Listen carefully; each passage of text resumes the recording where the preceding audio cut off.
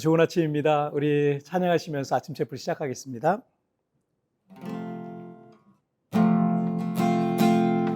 왕이신 하나님 높임을 받으소서.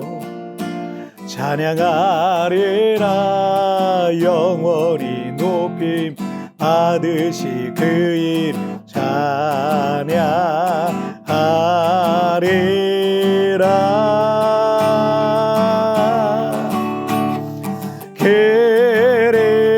그리스도 진리로 다스리네.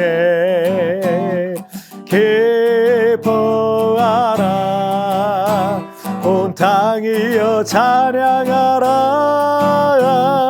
거룩하신 주의 높이리라.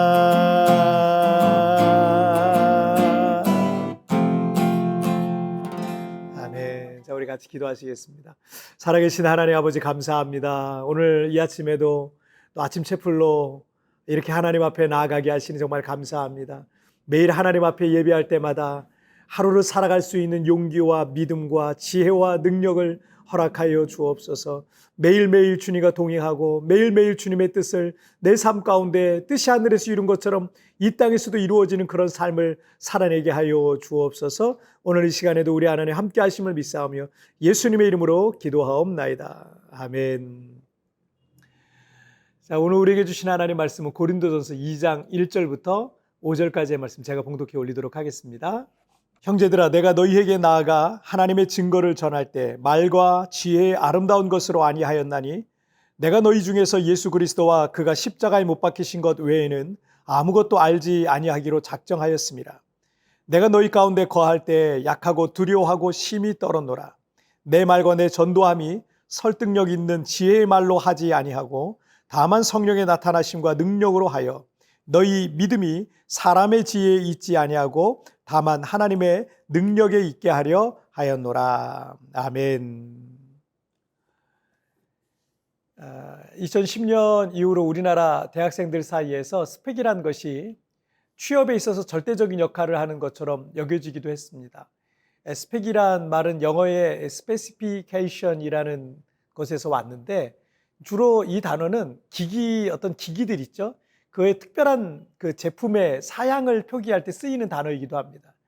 그런데 우리나라에서는 이 취업 준비생들의 학점이나 자격증이나 해외 연수나 인턴 등등의 이 경력들을 말할 때 더 많이 쓰이고 있습니다. 기업 입장에서도 같은 대학을 졸업했다면 그 중에 더 경험도 많고 더 능력도 많은 사람을 뽑기 위해서 그런 스펙을 보기도 하는 것 같습니다.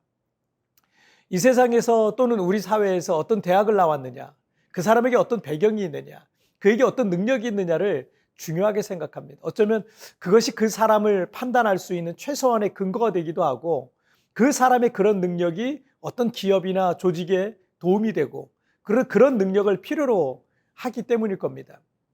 하지만 꼭 그렇지만은 않습니다. 그런 외적인 능력으로 모든 게 다 가능해진다면야 세상에 어려운 게 없겠지만 아무리 공부를 많이 하고 큰 능력을 갖고 있어도 사람의 뜻대로 되지 않는 게 참 많습니다.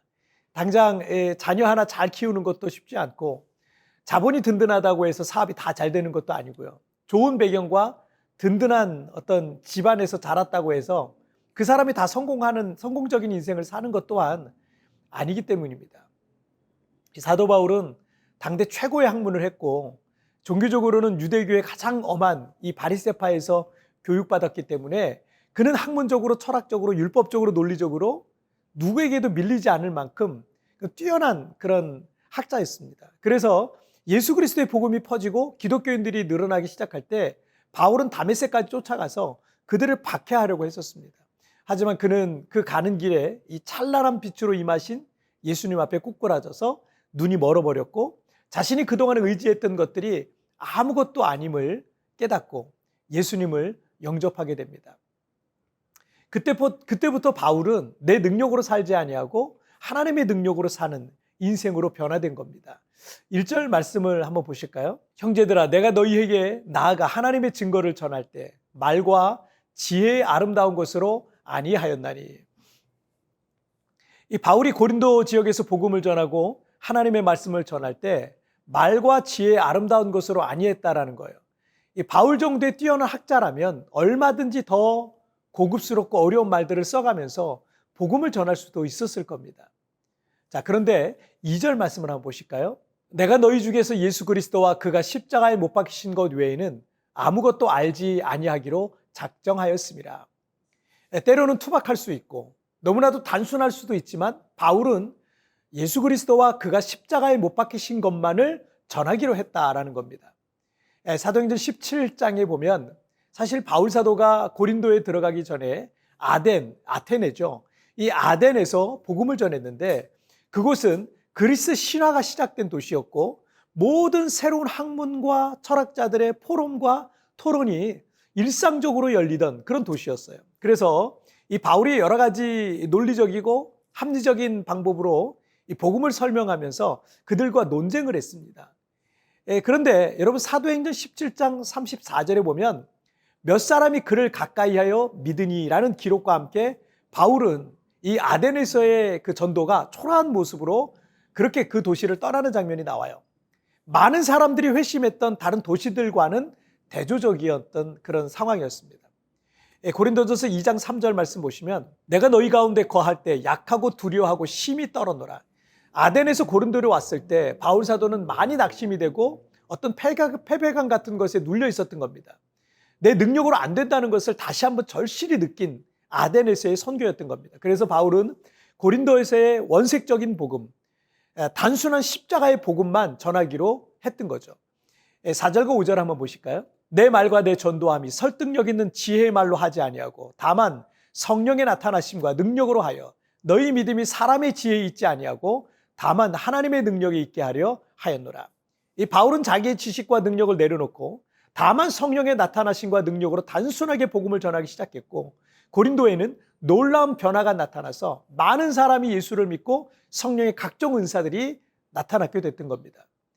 바울 사도가 빌립보서 4장 13절에서 내게 능력 주시는 자 안에서 내가 모든 것을 할 수 있느니라 라고 말한 것처럼 이제는 내 능력이 아닌 예수님의 능력으로 성령의 능력으로 여러분 살아가십시다. 보잘것없는 내 지식과 능력 의지하지 않고 오직 하나님의 능력으로 사는 인생들이 되시기를 주님의 이름으로 축복합니다. 함께 기도하시겠습니다. 살아계신 하나님 아버지 감사합니다. 오늘도 이렇게 하나님 앞에 예배하며 오늘 하루를 시작합니다.